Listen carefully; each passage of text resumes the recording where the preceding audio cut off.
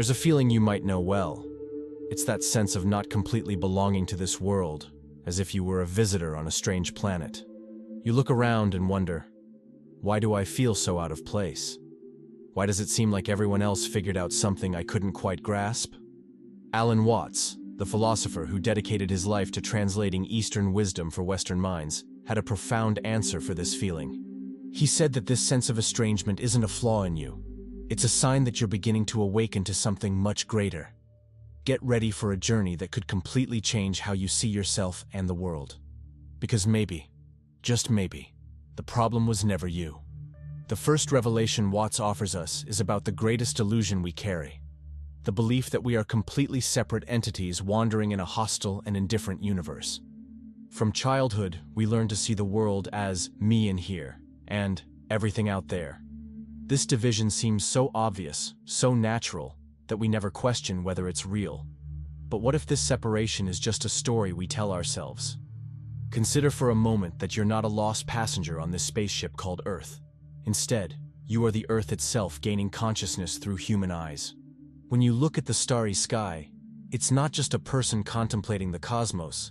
It's the cosmos knowing itself through your unique perspective. This understanding completely transforms our experience. The feeling of not belonging dissolves when we realize this has always been our true home. We're not lost in the universe because we are an expression of the universe itself. Every atom in your body was forged in the heart of ancient stars. Every thought that arises is cosmic consciousness manifesting through your particular form. Our Western culture has built an entire mythology around individuality that imprisons us in unnecessary loneliness. We're taught from early on that we are small, isolated egos, each fighting for our slice of happiness in a competitive and scarce world. This worldview transforms us into lonely islands in an infinite ocean, always anxious to prove our uniqueness and worth. Watts invites us to question this fundamental story about who we are. He suggests that we're not fixed things with well-defined edges, but dynamic processes in constant transformation. Just as a wave doesn't exist separately from the ocean, you don't exist separately from the life that pulses around you. The wave is the ocean expressing itself temporarily in this specific form, and you are existence manifesting as this unique and unrepeatable person. When we begin to see ourselves as processes instead of isolated objects, existential loneliness begins to dissolve. We're no longer small lost fragments, but temporary expressions of something infinitely larger and more interconnected. This understanding doesn't diminish our individuality. It places it in a much broader and more comforting context. Your uniqueness doesn't need to be defended against the world.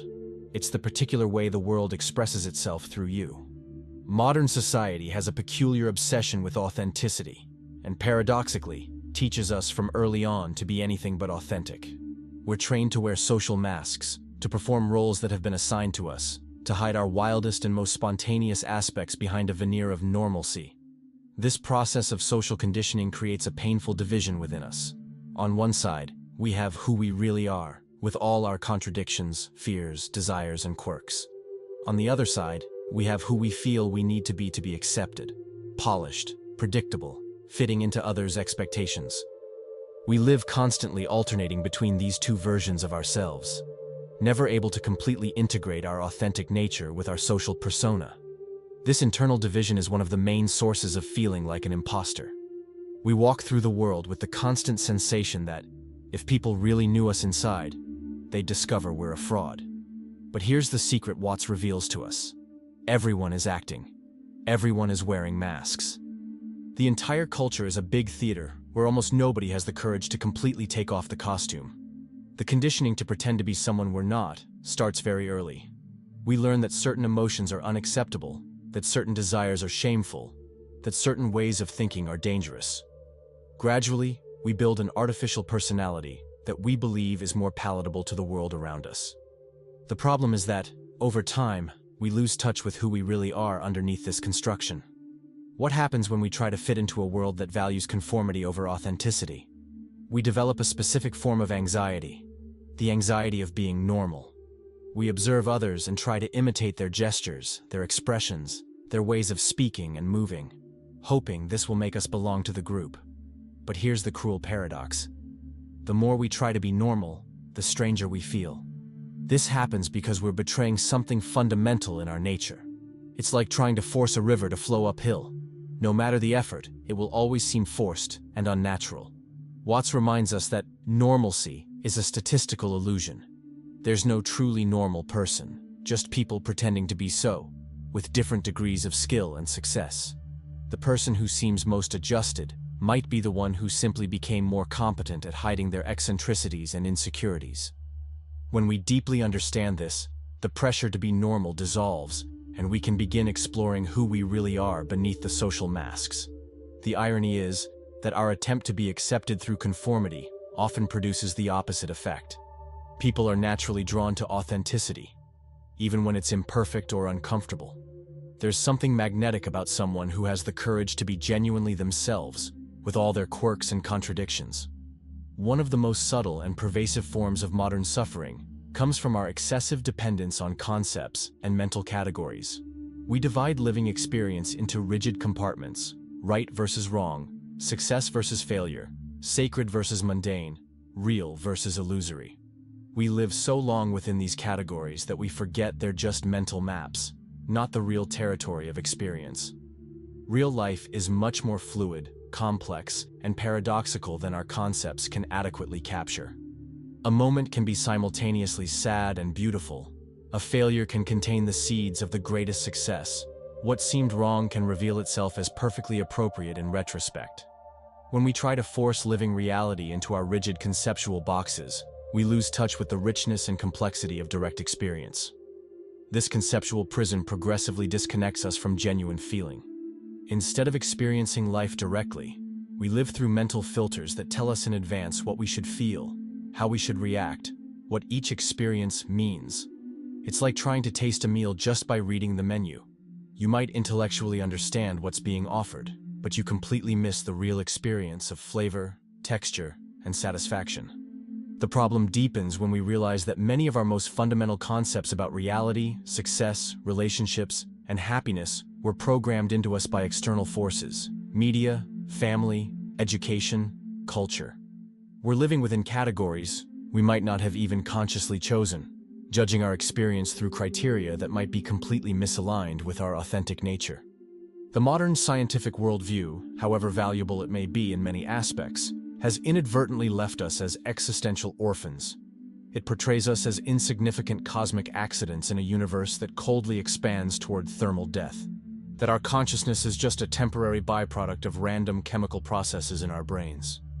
This materialist narrative, while it may be scientifically useful for certain purposes, is emotionally devastating when it becomes our only way of understanding existence.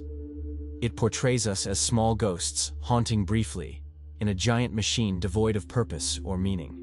It's no wonder so many people feel profoundly lost and meaningless in their lives. Watts offers a radically different perspective that doesn't contradict science, but places it in a much broader and more comforting context. You're not in the universe as an accidental passenger in a cosmic vehicle. You are the universe.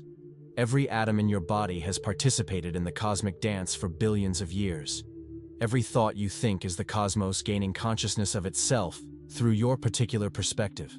This shift in perspective completely transforms our relationship with existence. We're no longer insignificant accidents, but conscious expressions of an extraordinary cosmic process. The universe isn't a cold and indifferent machine. It's a creative process in constant evolution, and we are the way it knows and experiences itself. When we internalize this understanding, existential loneliness transforms into deep cosmic connection. We're no longer lost in space. We are space knowing itself through our unique human experience. Each moment of consciousness is a cosmic miracle, an opportunity for the universe to contemplate itself through our eyes. Perhaps one of the greatest sources of modern suffering is our destructive obsession with control. We want to control our thoughts, our emotions, our circumstances, our future, even how others perceive us. We develop a tense and anxious relationship with life, always trying to manipulate outcomes to match exactly our desires and expectations. This compulsive need for control arises from a deep misunderstanding about our relationship with life. We believe we are separate entities that need to fight against hostile external forces to get what we want. But Watts shows us that this approach is fundamentally mistaken and counterproductive. Life works more like a river than a machine. Trying to control it rigidly is like trying to swim fighting against the current. The more you struggle and resist, the more energy you waste, and the more likely you are to drown. But when you learn to flow with the current, you discover that the water naturally sustains you and carries you forward. This doesn't mean passivity or defeatist resignation. It means developing a smarter and more effective way of participating in life, an approach that combines deliberate action with fluid acceptance of what's genuinely beyond our control. It's like learning to surf. You can choose the wave and influence the direction, but you need to work in harmony with natural forces, not against them. The irony is that when we stop trying to obsessively control everything, we often manage to influence situations much more effectively. When we're not wasting energy fighting against reality, we have more clarity to perceive opportunities and more flexibility to respond creatively to challenges. What connects our need for control with our next destructive pattern is that both arise from the same fundamental fear, the fear of not being accepted as we are. One of the deepest and most harmful programming we carry is chronic guilt conditioning. We've been taught to feel guilty about an apparently endless list of things. For relaxing when we should be producing, for feeling pleasure when there's suffering in the world, for having personal needs, for being ourselves when this bothers others. This guilt conditioning is particularly insidious because it disguises itself as morality, responsibility, or social sensitivity. But Watts shows us that chronic guilt is actually a psychological manipulation tool that keeps us disconnected from our essential nature and our capacity to genuinely contribute to the world. When we're constantly judging ourselves, internally punishing ourselves, and feeling guilty for existing, we don't have emotional energy available to authentically flourish or to offer our unique gifts to the world. Guilt keeps us small, insecure, and dependent on external approval to feel worthy of existing. True responsibility and compassion don't arise from guilt, but from clear understanding of our fundamental interconnection with all life. When we truly perceive that we're part of a complex and delicate web of relationships, we naturally act in careful and loving ways, not because we fear punishment or judgment, but because we deeply understand that everyone's well-being is intimately connected with our own well-being. Our culture is deeply obsessed with the idea that we need to find our great purpose in life. Entire libraries have been written about how to discover your mission, your passion, your unique and special calling. Millions of people feel lost, inadequate, and failed because they can't identify this magical thing that supposedly will give meaning and direction to everything in their lives. This obsessive search for purpose often becomes more a source of anxiety than clarity. People mentally torture themselves trying to figure out what their unique contribution to the world should be, as if there's a secret answer hidden somewhere they need to discover to be truly happy and fulfilled. Watts offers a refreshingly different and liberating perspective. Life isn't a complex problem to be solved intellectually, but a rich experience to be lived fully. There's no predetermined final destination to reach, no secret mission to discover, no hidden purpose to unearth through analysis and mental effort. Life is more like a spontaneous dance or improvised music. The value and meaning aren't at the end or in some future achievement, but in the quality of the experience of the movement itself. Each moment lived with consciousness and presence is complete in itself, not needing to be justified by some greater objective. This shift in perspective is profoundly liberating and healing. Suddenly, you no longer need to justify your existence through great achievements or profound discoveries about your life purpose. Your simple conscious presence in this moment is sufficient and valuable. Life's purpose might simply be to live with growing consciousness, gratitude, and capacity to marvel at the experience of existing. One of the most subtle and pervasive traps of the modern mind is our completely distorted relationship with time. We live like emotional ghosts, always haunted by memories of the past or anxious about future possibilities. The present, the only place where life really happens and can be experienced, becomes a hurried and neglected bridge between what was and what might come. This temporal fragmentation deeply alienates us from our own life experience. We're physically present here and now, but mentally we inhabit anywhere but this current moment. We progressively lose the ability to fully savor this breath, this conversation, this ray of sunlight coming through the window, this simple gesture of love or friendship. The tragic irony is that all our concern with past and future always happens in the present. Our memories are experienced now. Our plans and fantasies about the future are created now. Our anxiety about what might happen is felt now. But because our attention is focused on the content of these thoughts instead of the present experience of thinking them, we lose touch with the only reality that actually exists. Watts invites us to recognize that linear time is just a mental construction useful for certain practical purposes, not the fundamental reality of experience. In direct and immediate experience, there exists only this eternal moment unfolding in infinite variations. The past exists only as present memory, the future only as present imagination. When we learn to inhabit the now more fully, we discover it contains a depth and richness our anxious mind never managed to perceive. The present isn't a narrow point between past and future, but a vast and inexhaustible dimension of experience that deepens the more attention we offer to it. Our society has developed a profoundly unhealthy relationship with silence. We obsessively fill every available moment with noise, music, conversations, television, podcasts, phone notifications, anything to avoid direct contact with the quiet. Silence is treated as a threatening void to be urgently filled, an absence of something valuable that needs to be corrected. We've developed a kind of collective phobia of silence, as if quietude were a threat to our identity or existence. Many people report feeling anxious or uncomfortable when alone in silence for more than a few minutes. It's as if we constantly need external stimuli to feel real and alive. But Watts reveals a completely transformative perspective. Silence isn't the absence of sound, but the spacious and receptive background against which all sounds become possible. It's like the space that allows objects to exist, or the blank canvas that allows paintings to appear. Silence is our natural spiritual home, the place of deep peace from which we emerge each morning and to which we return each night. When we develop a healthy and loving relationship with silence, we discover it's full of living presence, not empty of meaningful content. In genuine silence, we can finally hear the subtle murmur of our own consciousness, the silent music of the universe pulsing through our being. Rejecting silence is rejecting our own deepest and most peaceful nature. It's as if we were constantly running away from home, always looking in external noises for what can only be found in interior quietude. One of the oldest and most harmful dichotomies we've inherited from certain religious and philosophical traditions is the radical separation between spirit and matter, sacred and mundane, spiritual and physical. This division teaches us that true spirituality is beyond the physical world, that we need to transcend or reject our bodies and our basic humanity to find the divine.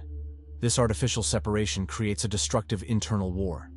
On one side, we have our natural human needs: hunger, sleep, sexuality, emotions, the desire for connection and pleasure. On the other side, we have our spiritual ideals that often tell us these needs are obstacles to enlightenment or impediments to spiritual growth. Watts shows us this separation is not only artificial, but completely unnecessary and counterproductive. The sacred isn't hidden in some distant and ethereal realm. It's present and accessible in each conscious breath, each felt heartbeat, each simple gesture performed with full presence. Your hands washing dishes can be as sacred as any elaborate religious ritual, if you're present and conscious during the activity. Eating a meal with gratitude and attention can be a profoundly spiritual experience. Walking in nature, making love, talking with a friend, all these mundane activities contain the potential to reveal the divine. This unification between spirit and matter is profoundly healing and liberating. We no longer need to divide ourselves schizophrenically between our spiritual life and our common life. Each moment becomes an opportunity to encounter the sacred, each activity a potential form of worship or meditation. The extraordinary is hidden in the ordinary, patiently waiting to be discovered through the quality of our attention. Perhaps one of the deepest and most pervasive sources of modern alienation is our obsessive dependence on thinking about experience at the expense of direct experience. We live so long in our heads, analyzing, categorizing, interpreting, comparing, that we completely forget what it's like to dive directly into life without conceptual intermediaries. It's like the fundamental difference between reading dozens of books about swimming and actually jumping in the water for the first time. You can exhaustively study all the theory, memorize all the most sophisticated techniques, perfectly understand the physics and biomechanics behind the movement, but until you physically enter the water and feel your skin wet and the liquid resistance, you don't really know what swimming is. Our intellectualized culture has addicted us to thinking about our experiences instead of simply having them.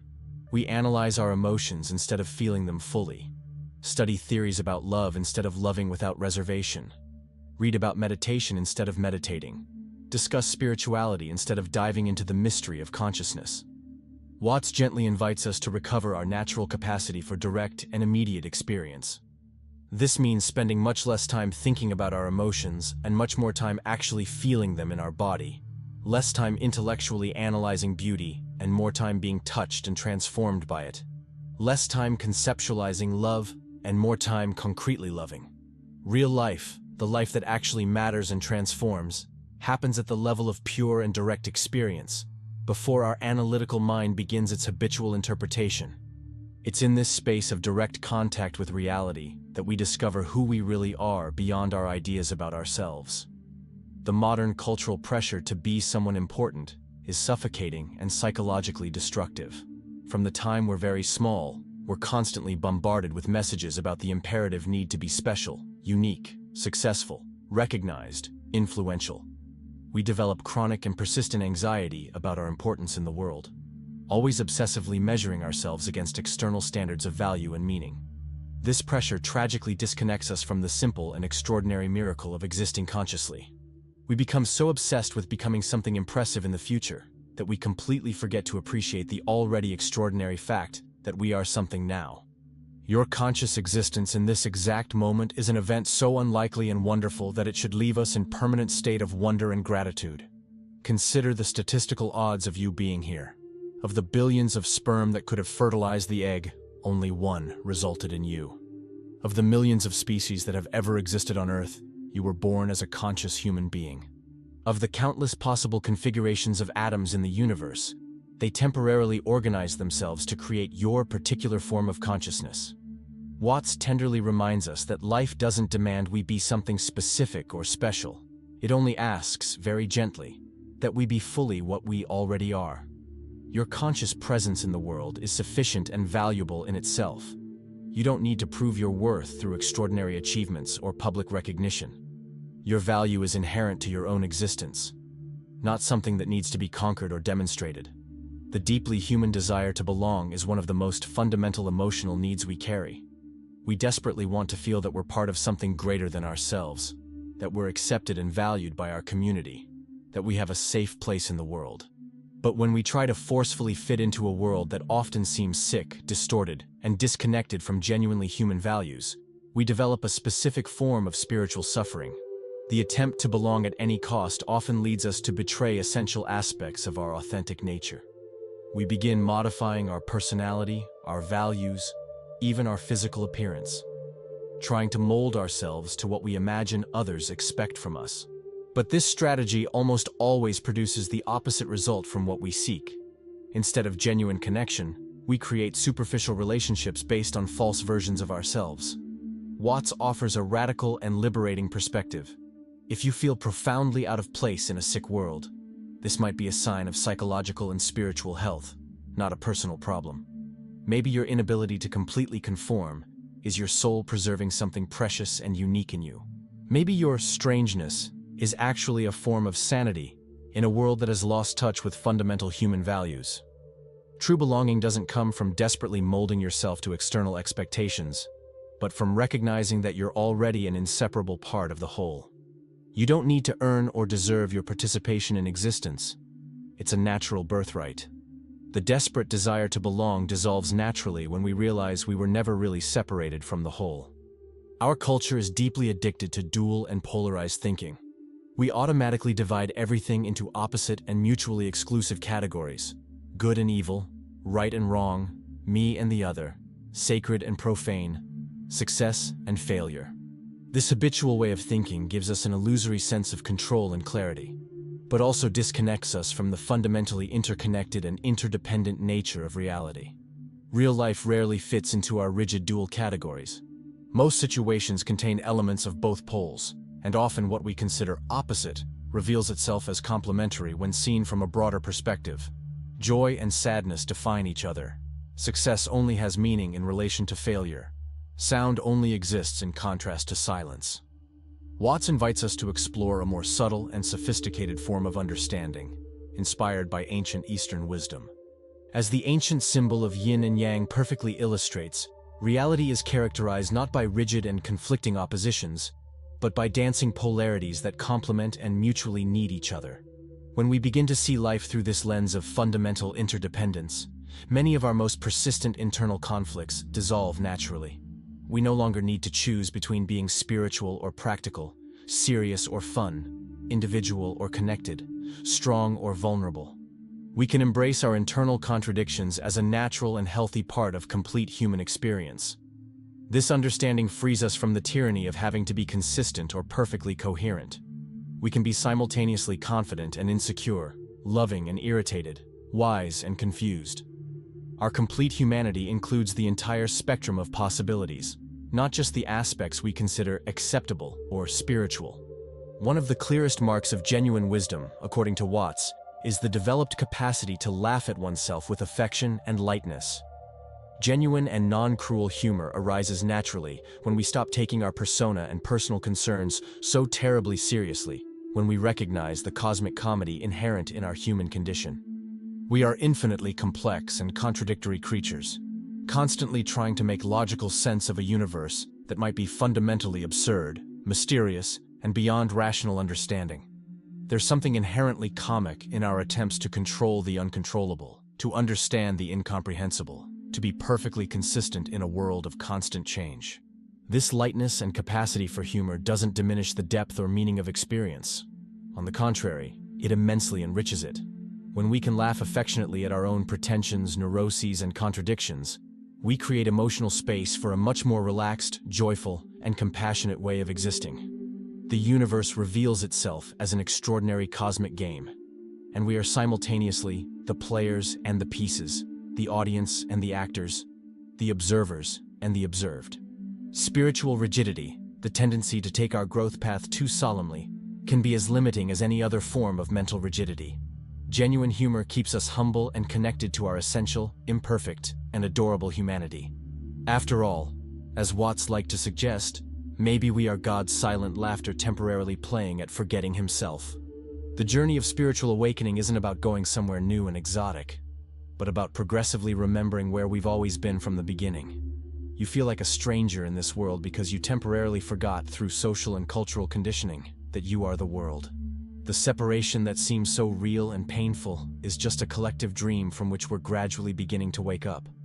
This return to the inner home doesn't require complicated techniques, esoteric practices, or years of intensive study.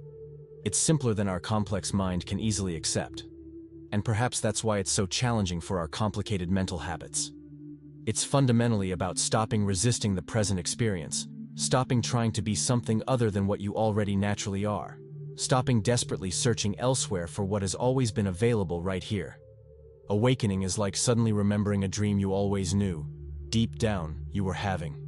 Suddenly, the desperate and anxious search for something external, approval, success, love, meaning, dissolves in the deep understanding that you already are what you were looking for.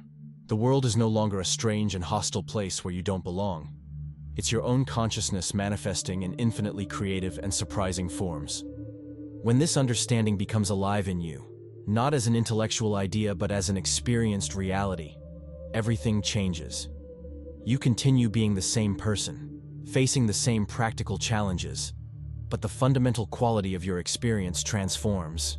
There's less struggle, less resistance, less fear. There's more acceptance, more fluidity, more capacity to respond creatively to what life presents. The feeling of estrangement doesn't completely disappear. It transforms into a form of wonder.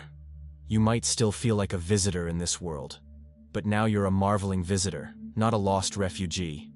The difference is that now you know the world is yourself dreaming in multiple forms. If these reflections awakened some recognition in you, if you found echoes of your own journey in this exploration, know that you don't walk alone in this process of rediscovery. There's a growing and silent community of people who are questioning conventional narratives about reality, success, and happiness, exploring more authentic and conscious ways of living. For those who feel the call to continue deepening this journey of self-knowledge and gradual awakening, additional resources are available, including more detailed explorations of these fundamental themes of human existence. And if this content touched something true in your experience, consider sharing this understanding with others who, like you, might be ready to awaken from the dream of separation.